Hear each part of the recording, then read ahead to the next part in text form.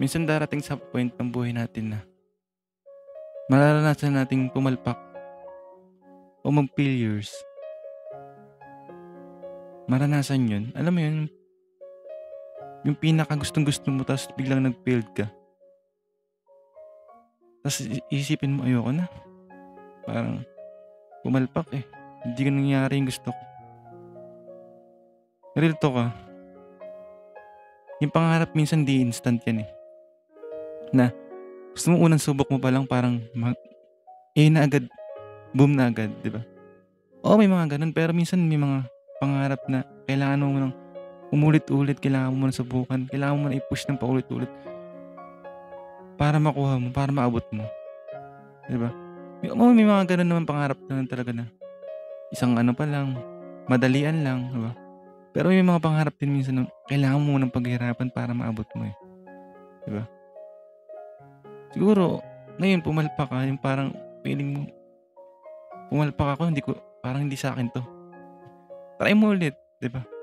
Mali mo, try lang ng try. Hindi pa ulit, try ulit. Di ba?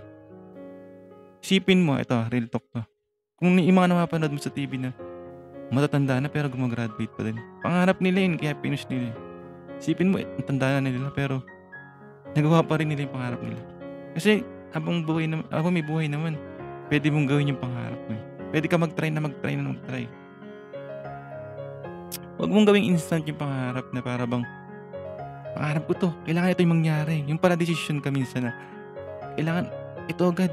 Diba? Parang kung pumalpa ka, try mo lang ulit. Push mo lang ulit, diba? Laban na ng laban, push na ng push na hanggang sa maabot mo yung goal mo, diba? Wala lang, nag-set up na ako para dito. Yan. Nga, gaya nga sinabi ko, ako din, gusto ko magandang setup ko. Ito, share ko lang sa inyo. Gusto ko yung magkaroon ako ng malay studio na ano.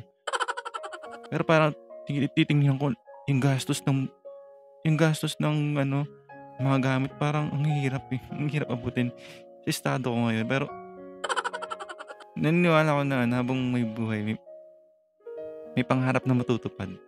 Diba? Ibahin naman natin kasi minsan habang may buhay may pag-asa parang gasgas na eh.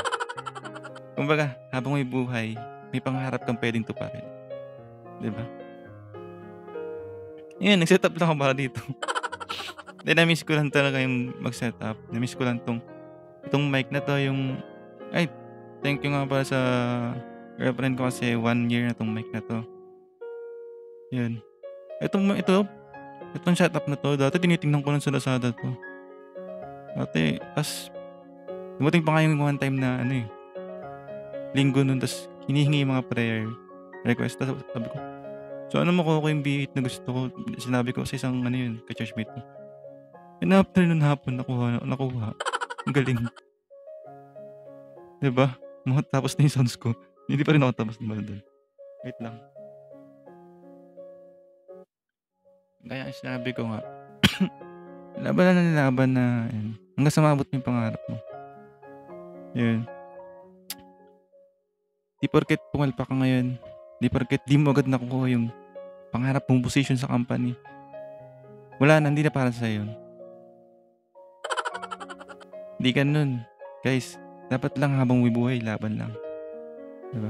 Tsaka, kung di mo manabot yun, hanapin mo yung ibang para sa'yo. Diba? Yun. Follow nyo ako sa TikTok para may mapala kayo. Tsaka subscribe nyo ako.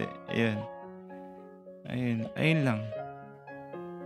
Gusto ko lang sabihin sa inyo na mangarap ka lang hanggat gusto mo, hanggat buhay ka, hanggat yung ilang mo na yan lumalabas na yun nga dyan, pwede ka mangarap. Sabi nga nila, libre mangarap. Uy, may nag-notif. Sabi nga nila, libre mangarap eh. Kailangan mo na lang gawin, mag-effort ka, at huwag kang panghinaan ng loob yan. Sabay-sabay tayo mangarap. Yan. Tsaka comment mo na lang kung ano yung pangarap mo. May wala ka pa ng pangarap na nanonood ka dito. Na joke lang. And then, ayun lang. Go lang, push na ng push. Yan. Ayun. Ano pa ba? Ayun lang, yun.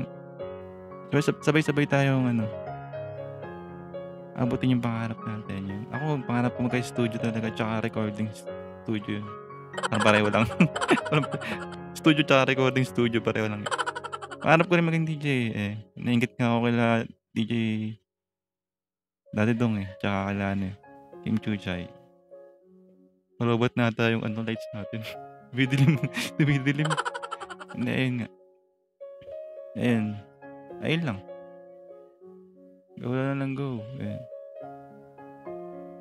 Sana, pag naabot mo na yung pangarap mo, mag-comment ka dito kung na-encourage ka.